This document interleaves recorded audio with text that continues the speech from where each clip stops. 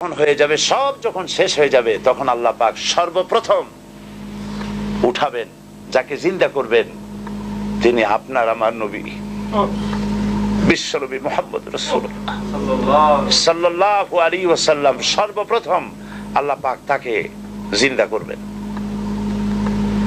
সমস্ত পয়গম্বররা জিন্দা হবে, সবাই জিন্দা হবে। ওয়াইযাল কুবুরু বু'সিরাত, কোরআন শরীফের মধ্যে রয়েছে কাআন্নাহুম জারাদুম মুনতাশির। আমাদের দেশে বৈশাখ মাসে যখন বৃষ্টি হবে, মেঘ হয়েছে, তখন আপনারা দেখেছেন গ্রামে মাটি ফুঁড়ে ফুঁড়ে পোকামাকড় উঠতে থাকে। এই দৃশ্য দেখেছেন? কাআন্নাহুম জারাদুম মুনতাশির। ঠিক এইভাবে করে যেভাবে মাটি ফুঁড়ে এগুলি উঠতে থাকে, মাটির ভিতরে যত রূহ ছিল, মাটির ভিতরে যত প্রাণ ছিল, যত মানুষ ছিল, জীব যা কিছু ছিল, সবকিছু মাটি উদ্গীরণ করে দেবে, ভেতরে আর কিছু থাকবে না, সব বেরিয়ে আসবে। সবগুলি উলঙ্গ অবস্থায়, খালি পায়ে, উলঙ্গ অবস্থায় আল্লাহ পাকের দরবারে উপস্থিত হবে। হযরত আয়েশা রাদিয়াল্লাহু তাআলা আনহা তিনি প্রশ্ন করেছেন, হে রাসূল, সকলকেই কি উলঙ্গ হয়ে উঠতে হবে? হুজুর বললেন হ্যাঁ। তিনি বললেন, তখন কি আমাদের শরম হবে না? হুজুর বললেন, শরমের চিন্তাও হবে না, কারণ মানুষ সব উপরের দিকে তাকিয়ে থাকবে, কেউ নিচে তাকাবার কোনো সময় হবে না। বিভীষিকা পূর্ণ দৃশ্য, জাহান্নামের গর্জন। কোরআন শরীফে আল্লাহ পাক বলেছেন, মানুষের আল্লাহর ভয়তে, জাহান্নামের ভয়তে কলিজা গলার কাছে চলে আসবে। এই ভয়াবহ দৃশ্য কিয়ামতের মাঠে হবে। সমস্ত পয়গম্বর নাফসি নাফসি করতে থাকবেন, আল্লাহ আমারে রক্ষা করো, আমারে বাঁচাও। কারো মনে থাকবে না কারো কথা। ইয়াউমা লা ইয়ানফাউ মালুন ওয়ালা বানুন, সন্তান সন্ততি, স্ত্রী পুত্র পরিজন দিয়ে কোনো উপকার কারো হবে না। কোন পীর সাহেব কাউকে সুপারিশ করার কোনো সুযোগ নাই। আল্লাহ পাক যাকে পারমিশন দিবেন, যার জন্য দিবেন, তিনি শুধু সুপারিশ করতে পারবে, আর কেউ না। কিয়ামতের দিন অনেক মুরিদ নিয়ে এক এক পীর উঠবে, মিথ্যে কথা। ওয়াকুল্লুহুম আতিহি ইয়াউমাল কিয়ামাতি ফারদা। আল্লাহ পাকের দরবারে একজন একজন করে হাজির হতে হবে। আল্লাহ পাক বলেছেন, আমার কাছে একজন একজন আসবা। মুর্দাবাদ জিন্দাবাদ দিয়া, স্লোগান দিয়া, মিছিল করিয়া আল্লাহর দরবারে যাওয়ার কোনো উপায় নাই। আল্লাহ আর তার বান্দা, সুবহানাল্লাহ।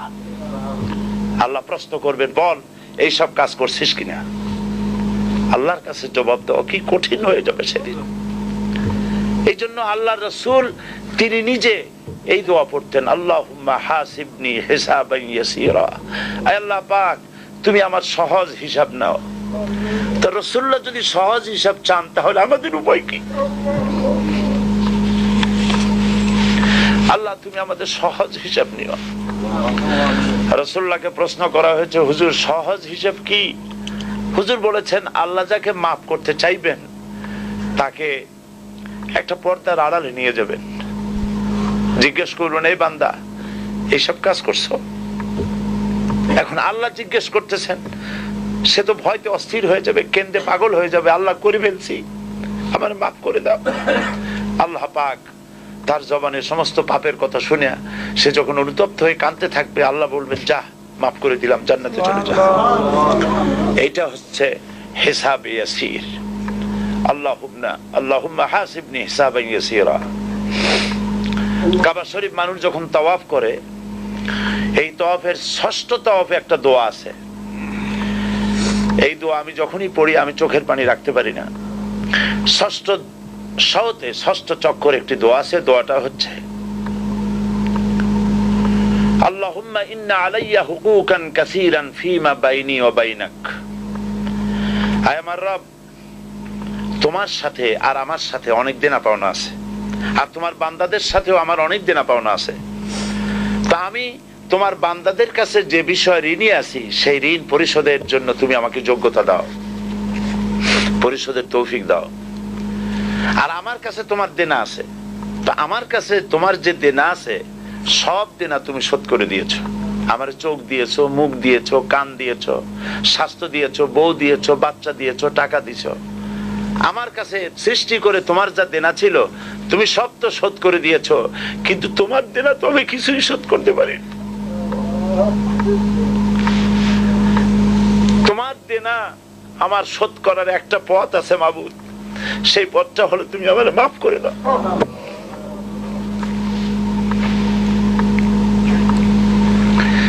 এইটা ছাড়া আমার কাছে কোনো পথ নাই মাবুদ। তুমি যদি কিয়ামতের দিন আমাকে প্রশ্ন করো যে যৌবন কাটাইছো কোন পথে, আমি তো জবাব দেওয়ার পথ রাখি নাই। আমি তো আমার যৌবনকে নষ্ট করে ফেলেছি। তুমি যদি প্রশ্ন করো টাকা পয়সা কামাই করেছো কোন পথে, আমি তার জবাব দেওয়ার পথ রাখি নাই। যদি প্রশ্ন করো কোন পথে খরচ করেছো, আমি সেটারও পথ রাখি নাই, নষ্ট করে ফেলেছি। তুমি আমাকে ক্ষমা করে দাও। সেই জন্য আল্লাহর কাছে দোয়া করতে হবে,